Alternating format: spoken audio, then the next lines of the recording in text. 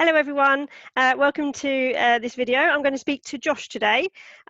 Josh went down the normal traditional route when he came out of university. So first of all, he did an internship with me at HP, then he came back to us as a graduate. But now he has developed his side gig into something a bit more interesting, and we'll hear about that. So Josh, why don't you introduce yourself and tell us first of all what and where you studied and why you got into that field in the first place, and go on from there. So firstly, this wonderful lady that's speaking to me now, Charlotte. Fortunately, I met Charlotte when I was studying at University West of England in Bristol.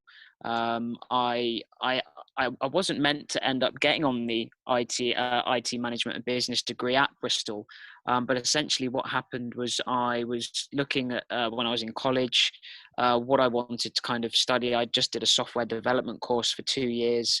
And I realized that, the IT industry was a growing one, and there was going to be a huge amount of opportunity there. And I was going through, and I originally wanted to do business information systems at Bath. And unfortunately, I was rejected from that as part of the UCAS application. And Well, their loss I is came our gain. across, sorry? Their loss is our gain. Yeah, absolutely. And I was going through the UE catalogue, and that was when IT management for business came up. And because it was, just as close to home as well, I thought, well, let's just give it a go. I kind of figured quite early on that maybe software development, wasn't overly, the right thing for me. I was good at it, but I didn't quite enjoy it, and I liked business. So it was kind of the right fit. And so I ended up moving to UE, and then cut a long story short, over those first couple of years, it then started coming on to, right, now we've got to get placement sorted, because the degree was a sandwich course. So that was a year's placement. And as part of the relationship that the university had with this degree, and what at the time was, oh gosh, what was it? Tech partnership. I think it's evolved a little bit now, or it was eSkills, was it? Was it eSkills eSkills, originally? that's right, eSkills. Yeah, and then it evolved into tech partnership, and as part of that, they encouraged students to do mock assessment days. And it just so happened that UE had a very good relationship with Hewlett Packard at the time, and that was when I kind of stumbled across Charlotte and another wonderful lady, Cassie Nunn, who these two were like the prodigy of HR recruitment for interns and that back in, well, even now, but together you were like proper bosses for HP, weren't you? You I had don't know about interns that. thrown at your ears. No, so that was kind of how we got to know each other. And then I think fortunately I kind of did relatively well on the mock assessment days, and caught some attention maybe, and the rest was history. I think there was when I started applying for internships, it was quite challenging at first. I started really early on applying for internship, sorry. And I was applying all over the place. I applied to various car companies, aviation companies, or defense, aerospace, whatever you want to call it, banks, etc. And I just wasn't really getting anywhere. And I used the resources at UE to help with CV development and covering letters and all that sort of stuff.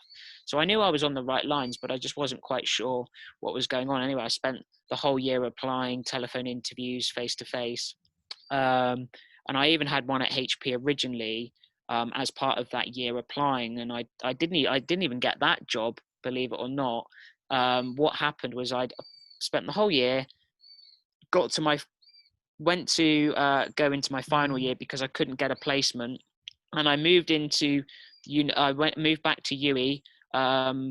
I think it was I think it was something like on the Wednesday, I moved into UE, getting ready to start my final year on the Monday. And on the Friday, I got a phone call from HP offering me a placement for 10 months, I think it was. So it just goes to show you can try all year round. And on the very last week, I got offered a job because I was still trying. So never give up, and so for sure. never get, well, it's perseverance, isn't it? Yeah. I wasn't ready for my final year. I didn't want to go back and do it. And so for me, it was kind of a huge relief, because I was freaking out. Oh my God, what am I going to do my dissertation on? I don't even want this. And lo and behold, I got it. So Yeah, it was interesting. It was a very interesting time. And It does what make did you. you do as for your internship? Okay, so I was a remote support account advocate, or another term for that was a technical account manager, a TAM. Yeah. And so I work closely with the technical account managers, basically providing second line, third line support. So, there might be a case that would come in. There might be, that these customers have large data centers, so they might be on mission critical contracts, or I can't remember the other term now, but basically they'd be on a contract and they would have a response. So they might have a break fix issue with I don't know, a box somewhere in a data center, and we would pick the case up and manage it right the way through to a technician going in and replacing the box, for instance. And it would be sort of categorized in priority, in terms of how severe the impact was, and then you'd have to go down all the escalation routes, etc., etc., and then get fourth and maybe fifth line support in overseas. So it was actually quite an interesting role, and I certainly learned a lot in that first year. And actually, it's not just so much about learning what you do day to day, it's about networking within the organization when you're there as well, and the contacts you meet. There's a lot of there. I would say there's at least half a dozen people that I met in that first year internship that I still speak to now, not regularly, but I'm in contact with. And it just goes to show you that an internship can be so important from a networking opportunity, but also from that experience perspective. You're kind of protected as well as an intern, I think, because there's that expectation of you that you're not all this sort of fancy great employee. You're there to learn and develop, and you still got your education hat on, so it's quite a safe environment as well. So I loved my internship. Would I Good. do it again? Yes, I would, but I'd want a bit more money. And what about, so you did your internship with us in Bracknell, then you came back to us a grad in Bristol this time. So what did you do in Bristol? Yeah, good question. So when I graduated from UE, I pretty much, believe it or not, had technically a role lined up as a grad, and I applied for a role at HP that I had lined up, and it was all there ready to go. And then I can't remember what happened, but the role then was the Taleo was then taken away or something or other, and my CV got passed to another manager within the organization that was looking for a project manager type program coordinator role, and it kind of fit in quite well with me. So a recruiter from HP sent over this other role that was available, and I said, yeah, why not? I'll take it. And it was a defense role working in Bristol. So we will. I don't know how much I can really go into the role. Don't tell us Um, what you're actually doing. no, I won't. But essentially, I acted as a program. I supported the program manager and our UK defence manager, in terms of coordinating all of the projects that we had going on within defence. We were looking at the financials, we were looking at project plans, I was looking at resources. So we were, planning planning consultants, looking at the pipeline of other business coming through. It was very weird because I started off as this like nice little project coordinator, program coordinator, and I knew my boundaries. And then all of a sudden, it kind of, because I nailed it and I was doing really, really well, my defense manager then said, well, Josh, actually, I could do with a bit more help in terms of understanding our strategy within defense and how we're going to grow our team, and and look further down the line. So I then started getting more involved in the sort of the business level, moving away from the program level, and really helping try to increase our defense program within the business. And that kind of evolved over 3 years. And I did a lot of work as well as as a grad. So I took over the grad. Oh, what was it called? This is really bad. I should know it because I chaired it for the whole of HP for a year. You have like a grad. What is it, Charlotte? Like There's a I can't think of it now either. Council, like the grad yeah, council. something like that. So I basically headed up the grad program, so to speak, and I took that over from a lady called Jennifer, Jennifer Ince. I don't know if you remember Oh yeah, Jennifer. yeah. Jenny used to work for me. Yeah, so Jenny was heading it up, and I took it over from her. And then I basically led that until the moment that HP Enterprise then became what was now known as DXE, and then that whole program kind of went by the wayside. Really, it kind of morphed into something else under DXE. So it's a bit of a shame, really. But yeah, as a grad, there's so much other exciting things that you can get involved in other than just doing the grad role itself. And And I just is that some advice you'd give? So get involved as much as you can. Don't just do your job, but get involved in other stuff. Yeah, absolutely. Get involved with like societies or anything like that. So a lot of these grad programs, they have like sports evenings where you go out and get involved in that sort of stuff, or social groups, or it might be that some of your colleagues might be doing an event somewhere over the weekend, and just go and get stuck in, really. And I think a lot of the younger generation are really keen now, aren't they, to do all of that sort of Absolutely, stuff. So yeah, absolutely. that's what I'd advise. Okay, and then you developed an idea and you turned it into a business. So tell me, because I don't know fully about this myself, so tell me about it and tell everyone about what you're doing now and how that came Okay, about. so firstly, I was getting to a point in my graduate role where I got to a point, and the company was where it was, and there were things going on, and I was getting not so stagnant in the role, but I was kind of thinking, okay, so what's next for me now? And I couldn't quite put my finger on what next looked like, and I thought, well, I can't just carry on doing what I'm doing because I'm not pushing myself any harder. And something weird happened. I went away in the summer of 2017. It was 2007. No, 2000. Yeah, 2017. And I've got a disability, so I'm in a wheelchair, and I struggle getting on and off aeroplanes, and because I require transferring from my wheelchair into the aircraft. And we went on this trip, and it wasn't the most pleasant experience flying. There was another gentleman who was probably 6'3", best part of 16 stone, and he was I can't remember his disability now, but he required lifting on and off. And I saw 3 or 4 gentlemen struggling to lift him onto the aircraft, and I didn't have the best of experience getting on, and thought, well, hang on, something's not quite right here.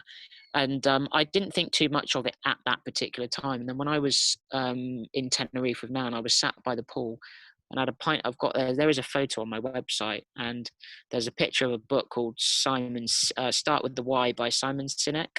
A lot of people probably know him now, but if you haven't heard of him, I suggest you go and check him out. And his book, Start with the Why.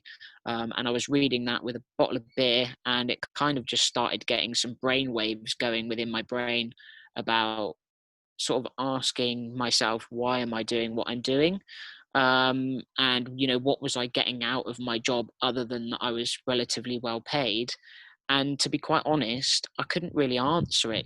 I like technology and I love it, and I was working in it, and it just got to a point where, actually, do you know what? Maybe I want to try something different, and maybe it might give me more of a purpose. And the book just kind of got me reflecting on that. And there were certain questions in the book that I couldn't answer, and I should have been able to answer. And that was the sign for me that maybe I was doing something that I wasn't fully committed to. Maybe, I don't really know. And so when I was going through the book, I then figured about this problem about flying, and I come up with this idea in my head of what I wanted to see in terms of a product to make that transition on and off the plane easier. And I put this search into Google by the pool, and I looked for a lifting seat or a transfer seat in Google, and nothing returned that I wanted to see in my head. And I always describe to people, when you put something into Google and something doesn't come back that you want to see, it's like winning the lottery but not actually winning the money. The odds are so slim that if that happens, you've got something tangible that needs further research, because obviously you can put in some keywords now and that might not be related to what you want to see, and it might come up or it may not, or so you've got it. I just knew I was onto something. So then, as the moment I got home, from that holiday. I got the guy was oddly enough on our flight back from Tenerife as well. And I said to him, I said, whilst we're being on this holiday, I've come up with a product that's going to make our lives easier getting on and off planes. I said, give me your details and I'll be in touch with you when I've got the product. Cut a long story short, about a year or so on from that, I think it was about 14 months, I got in touch with the guy and I said, guess what? I've got a product for you and it's going to make your life getting on and off planes easier. And he's been using it ever since. Mm. And it was interesting because I'd come back from that holiday and I've now got this idea whilst running a full-time job, and all of my personal care that I need to manage in the background, and, you know, health and all that sort of stuff. And trying to keep a full-time job going, as well as developing a business plan and a product, looking at intellectual property, the financing of it and investment, looking at how you're going to market the product, using the skills that you've learned from uni to develop a website, and try and do everything as cost efficiently as you can. And, you know, using local resources through the government for grants to access professional support. You know, I did all of this whilst working full time. Unfortunately, I was in a role that I'd nailed, and for me, it was just bread and butter. You know, I could log in and I could do what I needed to do. My manager was happy, my team was happy, I was happy, and, you know, I had this time in the evenings that I could use to do it. So I started developing it. I got a prototype made, got all the protection that I needed initially, and then it was like, okay, so now I've invested £10,000 of my own money into the business, and I now need to try and get it moving. And I kind of need investment, etc., etc., because I can't financially afford to give up my job. And then something really weird happened. So as we were going through the prototype staging of the seat, I met a lady at Heathrow Airport, and she was helping me, you know, trial the seat with the guys that actually do the lifting at the airports. And she said to me, she goes, have you ever heard of Leonard Cheshire? And I said, no. She goes, well, every year they do an award or something for disabled people. And it didn't really cross my mind. But what I did do is, when I got home from that evening, I started following Leonard Cheshire on Twitter, which I'd only just set up about 2 or 3 weeks before I met this lady, because I wanted a profile on Twitter about my business. And so I followed Leonard Cheshire, and lo and behold, and this is no word of a lie, I was in bed 10 o'clock at night scrolling through, and it just popped up Disabled Entrepreneurs Award, apply now. And I thought, hang on a minute, that's a bit weird. You know, let's have a quick look. Let's have a look at the criteria. And it said that I could win up to £30,000 if I win it. And finalists all get £10,000. So I looked at the criteria. Do you have a disability? Do you have a business? Blah blah blah blah blah. And I met all the criteria. And because I'd spent so long doing my business plan and my marketing plan, I had basically all the information I needed to just, with this application, just go copy and paste. And I kid you not, the application, Stelios doesn't know this, I don't think. So please don't spread this like wildfire too quickly. But it took me about 15 minutes to do that application, and I submitted it, and I had to revise it just ever so slightly because I missed something out from the copy and paste. And lo and behold, I got shortlisted as one of the 5 finalists out of 80 or so applications that year. And I'd earned to myself 10 grand just like that. Brilliant. And then we went to the awards. Cut another long story short, we won the awards, and we won £30,000 Cool. from Sir Stelios, who is the founder of what everybody will know as EasyJet. And we ended up getting £30,000 from the grant. And then he then said to me, he goes, Josh, how do you fancy coming up to my headquarters in London and having a discussion about your business and any help that you might need? And I said, yeah, sure, I'd love to do that. Anyway, over 2 weeks of negotiations with him in London, I ended up getting a private investment deal from him for an equity stake in the company, and a reasonable cash injection into the business, which then enabled me to give up my graduate job. So now with his investment, I've been able to give up my grad role and grow the business since February of 2019 last year.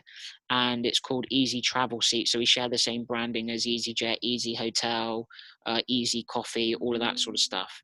And here we are. So that's kind of a whistle tour of how I've got from being a little undergrad to a graduate to a business owner. And what was quite nice as well was last year we won the Great British Entrepreneur Awards for the Southwest. So I was the outright winner for that, and I also won Young Entrepreneur of the Year for the whole of Great Britain last year Wow. through West Bank, and I also got awarded an honorary masters from UWE as well for technology. And that was for all of the work and commitment that I've been doing to students, the wider public, and technology in the aviation industry. So it does pay dividends to sometimes just sort of have a rethink about what it is that you do. I'm not saying that people go into other industries and completely transition to another industry because it's you kind of learn that it's maybe not quite what you want to do, or it doesn't drive you to get out of bed. And you get other people that maybe focus specifically in technology in a certain area and then move into another area of technology that they really, really love and then kick on from there. So it's kind of you've just got to do or figure out what it is that you enjoy. And I was just very fortunate when I read that book. It just changed my mindset totally. But I still have that full relationship with technology now, even though I've kind of stepped away from it. Brilliant. So another bit of advice is to be brave and put yourself out there as well. Yeah. At the time it was kind of the unknown, because obviously how do you start off a small business with not a lot of capital, and trying to get investment is not easy. And I was very fortunate enough to stumble across Sustelios and get the investment the way I did, because there's so many different avenues to get investment. And I think I just got in at the right time, got lucky. And it's weird because No such thing everything as luck. kind of just, no, you create your own luck, right? Yes. And actually the harder you worked, the more doors opened and the more things just started falling into place. And it's just taken its natural course. You do have your days where you scratch your head and you think, oh Jesus, why the hell am I doing this? And is it going to be really, really successful, and all that sort of stuff. And you kind of have your ups and downs, but you just got to keep going. Brilliant. Well, Keep going. Pardon? oh, that's brilliant. Thank you, and thanks for sharing that with us, because it's really inspiring. And I hope it means that when people are making decisions about their careers, or if they find, like you did, you're a bit stuck in a rut, not to be afraid and to take something new on. So Yeah, I thank you. think no, that's okay. And hopefully people can kind of take a couple of learning points away from it. And I suppose it's definitely perseverance is one of them, because without that you really struggle to get anywhere. And you've got to believe in yourself as well, in your own ability, because if you don't believe in yourself, then nobody else is going to do it for you. Ultimately, you're the one that's driving your own fate. So you've got to have perseverance, believe in yourself. And the other word that I tend to use is change. And in sometimes when I'm doing presentations, on one of the final slides that I have a quote from Stephen Hawking's, and it says his quote is, "Intelligence is the ability to adapt to change." And I think it's quite an interesting quote, in the fact that from my personal experience with a disability, things are constantly changing because it is a progressive disability. You have to learn to adapt in different ways. I mean, daily, you find ways of overcoming, simple tasks. And from a technology point of view, the industry is changing daily, hourly. It's just changing all the time, and so quick. And so the point is you can't stay stagnant for too long. You've got to move around. You've got to learn. You've got to adapt. You've got to persevere. And if you can do that, then that's where your intelligence piece comes in from the quote, really. And it's just quite a nice little thing, really. Intelligence is the ability to adapt to change. And that's what I use. So it kind of goes in quite nicely with me personally and technology. So that's why I kind of use it, just to reinforce that point, really. Not that I am intelligent. I wouldn't class myself as intelligent, but never mind. I beg to differ, but anyway, well, well, thank you so much. I really appreciate your time, and I'm sure it will have inspired other people. So I'm really, really grateful for speaking today. That's okay. Thank you. Hope you enjoy it, guys.